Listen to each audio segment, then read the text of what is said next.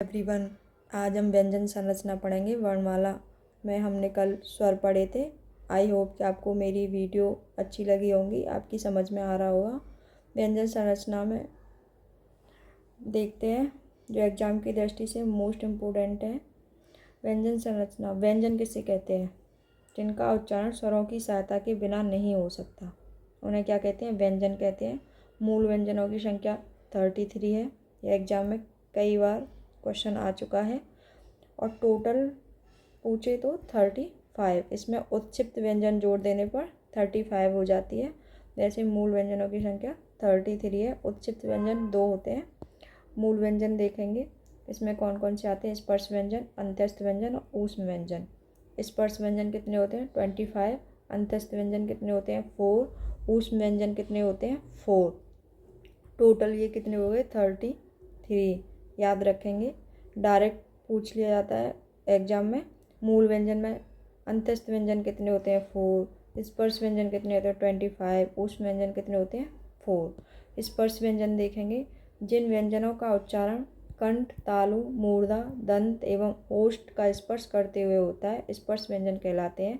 ये कहाँ से कहाँ तक होते हैं? क वर्ग से प वर्ग तक होते हैं। कहाँ से होते हैं? क वर्ग से प वर्ग तक होते हैं। और स्पर्श व्यंजन का लास्ट अक्षर पूछे तो, लास्ट वर्ण पूछे तो म है और स्टार्टिंग का क है। ये याद रखेंगे। देखेंगे स्पर्श व्यंजन में कौन कौन से वर्ग हैं? क वर्ग, च वर्ग, ट वर्ग, त वर्ग और प वर्ग। क वर्ग, च वर्ग, ट वर्ग, त वर्ग और प वर्ग। क वर्ग में कौन कौन से आते हैं? क, ख, ग, घ, अंग, च, छ, ज, झ, अ, ट, ठ, ड, ढ, ण। ट वर्ग में त, थ, द, ध, न, ये त वर्ग में। प, फ, ब, भ, म, ये प वर्ग में। अब ये जो क वर्ग में आते हैं, इनको हम क्या बोलते हैं? कंठ। क्या बोलते हैं? कंठ। जो कंठ से बोले जाते हैं, गले से बोले जाते हैं। बोल के देखें, क, ख, ग। च वर्ग में जो आते हैं उन्हें तालव्य कहते हैं। इसमें जीवा तालु से लगती है, तालव्य कहते हैं।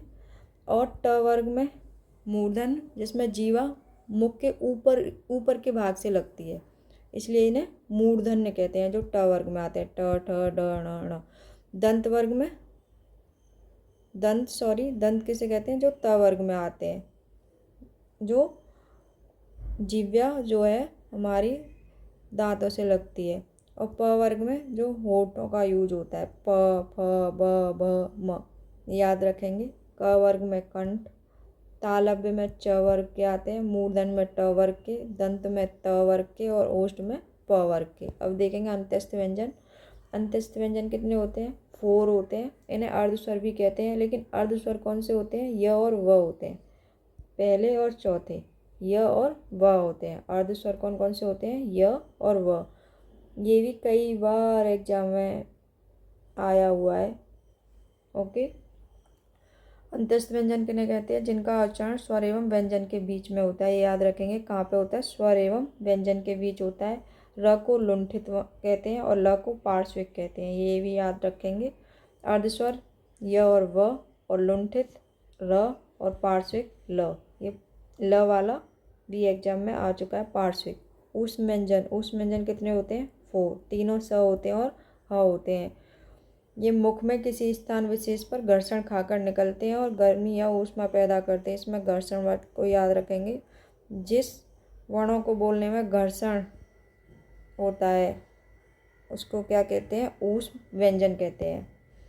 उत्क्षिप्त व्यंजन 2 होते हैं, ड, ढ, ये बिंदी वाले होते हैं उत्क्षिप्त व्यंजन, ये याद रखेंगे। संयुक्त व्यंजन कितने होते हैं? 4 होते हैं। 2 व्यंजनों के योग से बनते हैं। संयुक्त व्यंजन में छ, त्र, ज्ञ, र, श्र, इसमें आधा क और स मिला के छ बनता है, ये याद रखेंगे। मोस्ट इम्पोर्टेंट है। और एक ये मोस्ट इम्पोर्टेंट है। त और र मिला के त्र बनता है। आधा ज और अंगा मिला के ज्ञ बनता है और आधा स और र मिला के श्र बनता है, याद रखेंगे। अयोगवा कितने होते हैं? 2 होते हैं। या न तो स्वर होते हैं न व्यंजन होते हैं, ये भी याद रखेंगे। अयोगवा न तो स्वर होते हैं और ना ही व्यंजन होते हैं। अयोगवा में अनुस्वार आता है और विसर्ग आता है। विसर्ग ये होता है और अनुस्वार ये होता है। अल्प प्राण देखेंगे और महाप्राण। अल्प प्राण में प्रत्येक वर्ग का प्रथम, तृतीय और पंचम वर्ण, मतलब पहला, तीसरा, पांचवा। 135 इससे याद रखेंगे। प्रत्येक वर्ग का पहला, तीसरा और पांचवा वर्ण। वर्ग का मतलब क वर्ग में क्या क्या आता है? क, ख, ग, घ, ङ। तो इसमें पहला और तीसरा और पांचवा आपको दिखाती हूँ मैं। पहला, तीसरा और पांचवा, ये क वर्ग में। पहला, तीसरा और पांचवा, पहला, तीसरा और पांचवा, ये सब पहला, तीसरा और पांचवा, ये क्या होते हैं? अल्प प्राण होते हैं। क्या होते हैं? अल्प प्राण होते हैं। और महाप्राण में दूसरा और चौथा, ये याद रखेंगे। 2 और 2 4, मतलब 24 से याद रखेंगे। दूसरा और चौथा किस में होता है? महाप्राण में। अगर इसको याद रख लोगे दूसरा और चौथा महाप्राण में, तो बचे कुछ अल्प प्राण में, ऐसे भी याद रख सकते हो।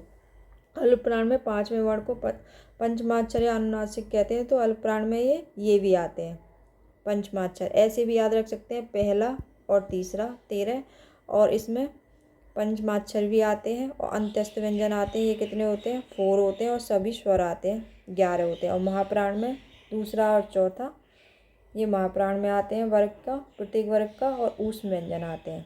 कौन कौन से हैं? तीनों स और ह, ये महाप्राण में आते हैं। अब अघोष और सघोष याद रखेंगे। अघोष में पहला और दूसरा याद रखेंगे। प्रत्येक वर्ग का पहला और दूसरा, ये किस में आते हैं? अघोष में। और इसमें तीनों स आते हैं, ह नहीं आता, ये याद रखेंगे। तीनों स किस में आते हैं? अघोष में आते हैं। और सघोष में प्रत्येक वर्ग का तीसरा, चौथा और पांचवा, तीसरा, चौथा, पांचवा, सघोष या घोष। घोष भी कहते हैं और इसको सघोष भी कहते हैं। इसमें सभी स्वर आते हैं, अंतस्थ व्यंजन आता है और ह आता है। मतलब उस व्यंजन में से ओनली ह आता है। और तीनों स अघोष में आते हैं। और वैसे उस व्यंजन किस में आते हैं? महाप्राण में आते हैं। अंत्यस्थ व्यंजन किस में आते हैं? अल्प प्राण में। सभी स्वर किस में आते हैं? अल्प प्राण में। और घोष और सघोष में भी। कर्कश या कठोर वर्ण, ये 4 होते हैं, ये याद रखेंगे। अंत्यस्थ व्यंजन किस किस में आते हैं? अल्प प्राण में आते हैं, घोष या सघोष में आते हैं। सभी स्वर किस में आते हैं? अल्प प्राण, सघोष में आते हैं, ये याद रखेंगे। अंत्यस्थ व्यंजन और सभी स्वर अल्प प्राण और सघोष में आते हैं। और ऊष्म व्यंजन महाप्राण में आते हैं चारों। और ये तीनों स अघोष में आते हैं। और ओनली ह घोष में आता है, घोष या सघोष में आता है। अभी मैंने चार्ट बनाया था, कंठ, तालव्य, मूर्धन्य, दंत, होष्ठ, दंतोष्ठ, कंठोष्ठ और कंठ तालव्य, ये तो हमने देख लिए थे। अब हम अंत्यस्थ व्यंजनों को लगाएंगे। य, र, ल, व। य किस में आता है? तालव्य में। र किस में आता है? मूर्धन्य में। और ल किस में आता है? दंत में। और व किस में आता है? दंतोष्ठ में। ये मोस्ट इम्पोर्टेंट है। व किस में आता है? दंतोष्ठ में। अब हम उस व्यंजन लगाएंगे। चीटी वाला स किस में आता है? तालव्य में। पेट चीरा वाला स मूर्धन्य में। सपेरा वाला स दंत में, ये याद रखेंगे। और ह किस में आता है? कंठ में। ये भी मोस्ट इम्पोर्टेंट है। ह किस में आता है? कंठ में। अब स्वर लगाएंगे। अ और आ किस में आते हैं? कंठ में। ई और ई तालव्य में। ऋषि वाला री मूर्धन्य में। और उ और उ ओष्ठ में। ओष्ठ का प्रयोग हुआ है, बोल के देख लेंगे, नहीं समझ में आएगा तो ओ और औ कंठोष्ठ में। कंठ और होठों का दोनों का प्रयोग हुआ है। ए और आई कंठ तालव्य में, मतलब तालु का भी प्रयोग हुआ है और कंठ का भी प्रयोग हुआ है। एक वर्ड और है, रेफ। रेफ र का ही रूप है ये रेफ। ये किस में यूज होता है? सॉरी, ये होता है कर्म में, धर्म में। तो इसको हम क्या कहते हैं? रेफ कहते हैं। इसको भी याद रखेंगे। कल हम वर्णमाला से रिलेटिव MCQ करेंगे, जो एग्ज़ाम की दृष्टि से मोस्ट इम्पोर्टेंट होंगे और प्रीवियस ईयर के क्वेश्चन भी लेंगे। Thank you.